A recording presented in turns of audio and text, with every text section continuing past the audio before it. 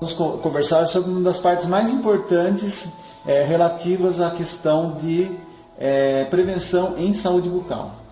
Um dos grandes problemas das pessoas seria em relação à higienização. A maioria das pessoas, elas não sabem higienizar de acordo os dentes.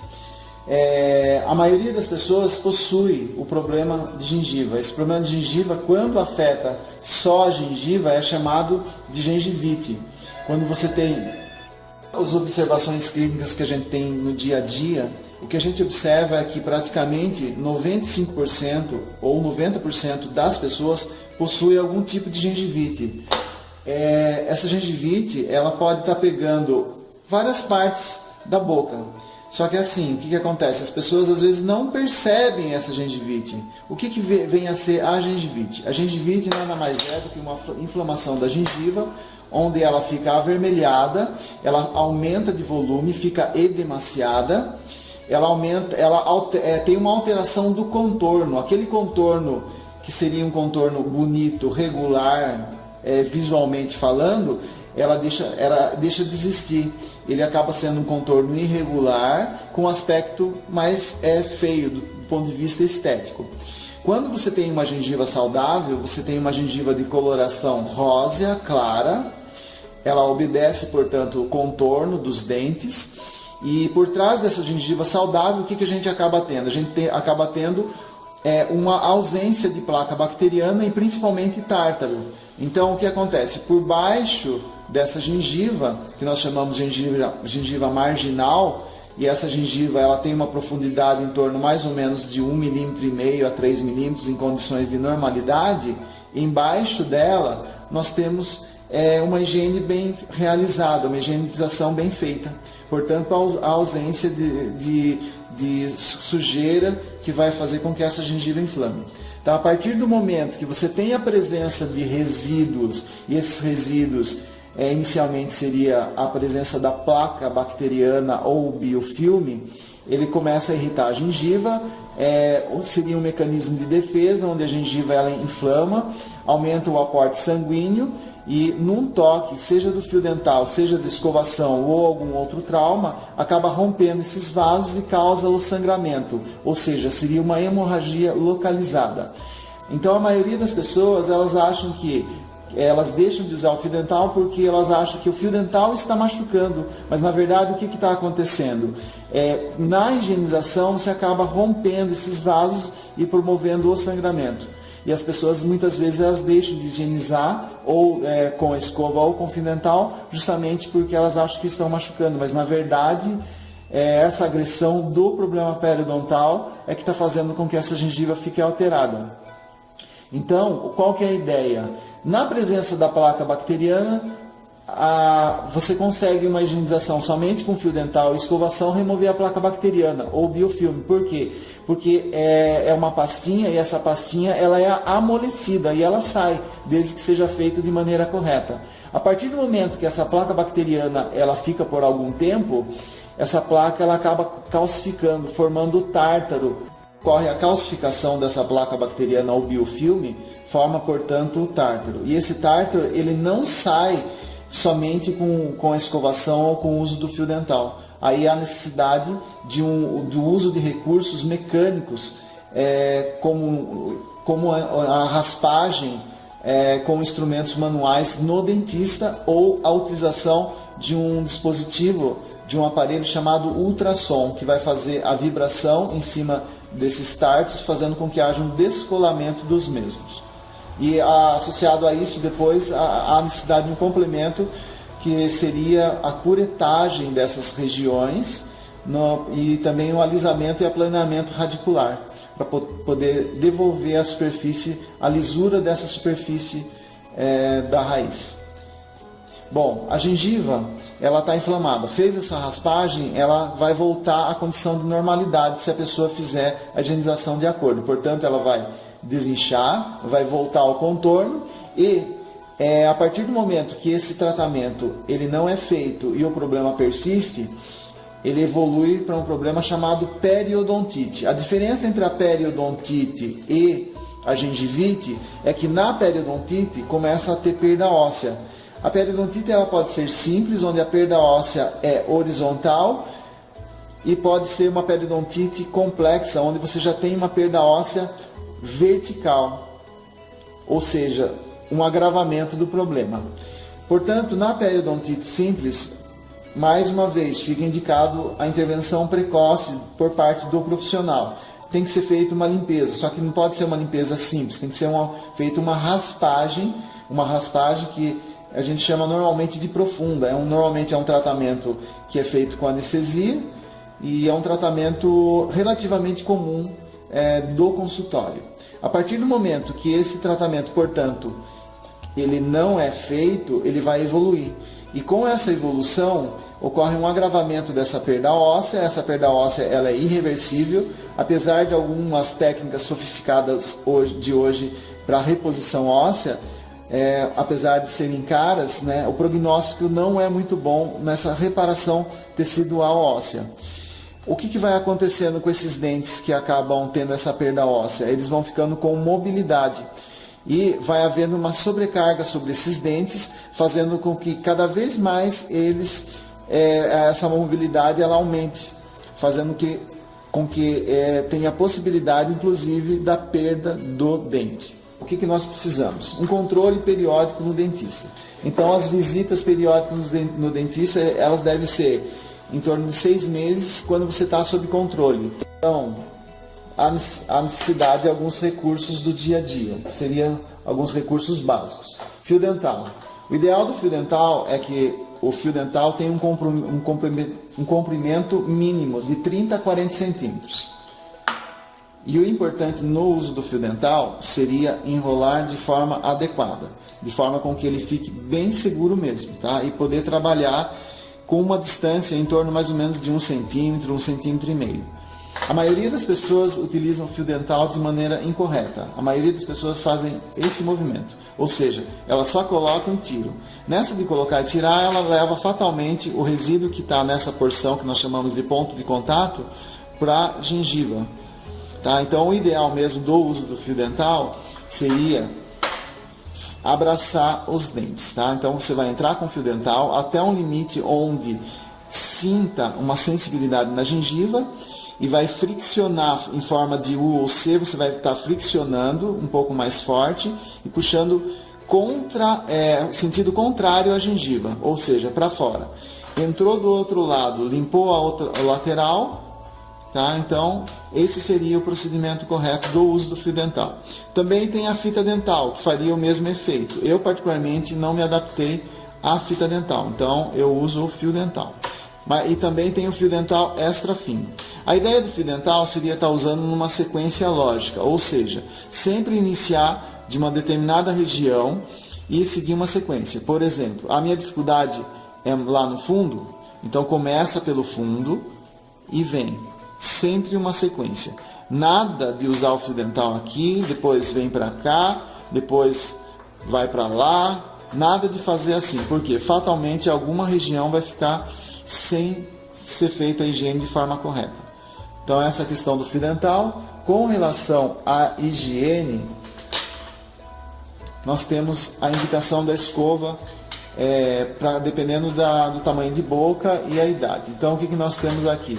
A indicação da escova. Uma escova ideal extra macia, não ficar trocando a escova direto, tá? E a troca das escovas quando as cerdas começarem a dilatar, quando elas começarem a ceder. Então, se você tem uma escova no carro, tem uma escova no trabalho, tem uma escova na casa, então a sua escova vai durar mais. Então, essa questão eu vou falando que tem que trocar de escova todo mês, eu particularmente não concordo. Então, o ideal da troca da escova vai de acordo com essa dilatação das cerdas. Essas cerdas, se elas abrirem muito rápido, é porque está colocando muita força. Daí a importância de você estar segurando a escova numa posição adequada.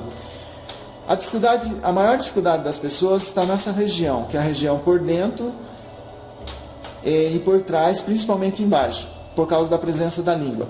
Então, o correto da escovação seria você estar posicionando a escova em 45 graus em relação ao longo eixo do dente e no plano vertical. 45 graus, fazendo movimentos circulares de pequena amplitude, em média de 10 movimentos. Inicialmente você até conta, mas depois você não precisa contar, porque você já vai ter uma noção mais ou menos de quanto que vai durar uma escovação em média. Fez 10 movimentos, volta, vai seguindo a sequência. Mais 10, mais 10.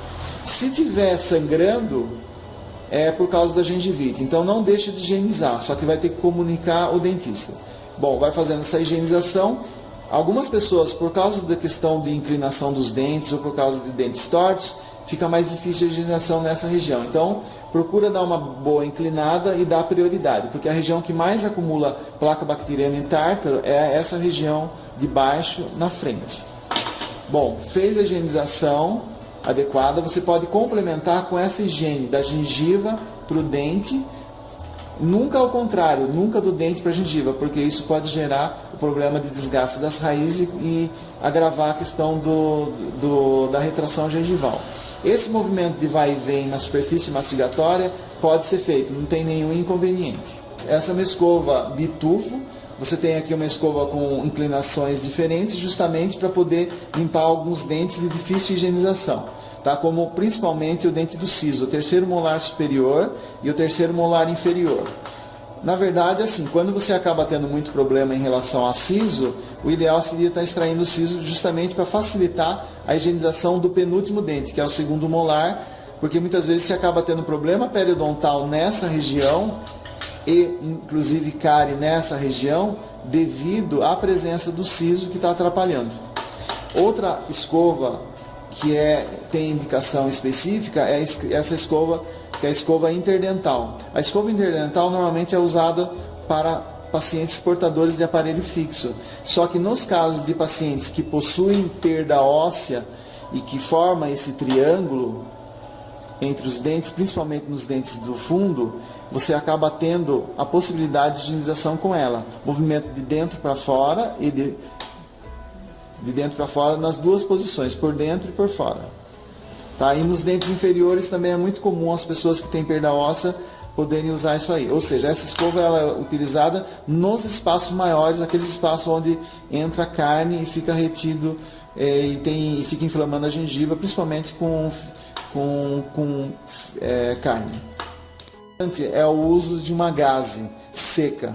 A gaze é um recurso bastante interessante porque é do jeito que nós gostamos. É um recurso onde você é barato, é rápido, então do jeito que a gente, principalmente para as pessoas que não tem muito tempo, tá? Então a gaze, ela vai fazer o que? Ela vai, com a gaze seca, com o atrito da gaze nos dentes, ela vai fazer com que você remova a placa bacteriana onde você está tendo um atrito. E muitas vezes ela funciona melhor que a escova, mas não substitui a escovação. A gaze, por exemplo, se você tem a ausência de um dente, você pode estar fazendo como se fosse um fio dental, você enrola ela dessa forma e faz isso aqui, ó. Ou se você faz uso de uma ponte móvel, você pode estar fazendo isso aqui, tá? Ou mesmo no terceiro molar, como às vezes tem algumas pessoas que têm dificuldade de estar higienizando. Então a gaze, ou um paninho de malha, ou qualquer recurso mais ou menos nesse estilo, ele pode ser utilizado, desde que esteja limpo. A gaze ela é interessante, você está usando quando você percebe com a língua que a superfície dos dentes está diferente. Ela está diferente por quê? Porque ela ficou áspera. Então com a própria língua você consegue controlar qual que é o grau de higienização que você está tendo, ou seja, a quantidade de resíduo de placa bacteriana que você está tendo. Então, para algumas pessoas, dependendo da acidez da boca, essa retenção de placa, dependendo também da higienização adequada, do consumo de produtos que têm açúcar, você tem uma maior formação de placa. Então, você pode estar usando uma vez a cada 3 dias, uma vez por semana, aí vai depender. É uma coisa individual, depende também da respiração, que favorece também a retenção de placa bacteriana e tártaro. Quantas vezes escovar os dentes por dia? Cada profissional, ele tem alguma coisa para estar passando para o seu paciente. Então, isso é uma coisa individual, mas basicamente eu oriento da seguinte forma. O ideal seria você estar fazendo uma escovação prévia sem creme dental, antes do café da manhã. Se a pessoa toma um café da manhã, come alguma coisa, então vai fazer uma higienização rápida com a escovação, com a escova, sem creme dental. Por quê? Porque o creme dental ele vai alterar o sabor dos alimentos, vai alterar o paladar. Então faz a higienização, uma higienização mais rápida. Tomou café da manhã, comeu pão, tomou leite, aí vai para a higienização. Faz um bochecho com água, coloca um pouco de creme dental na escova.